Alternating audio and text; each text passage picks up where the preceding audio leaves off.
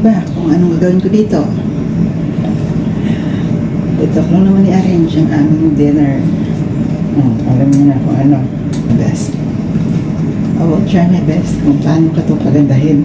Ay, first time in my life. It's the first time.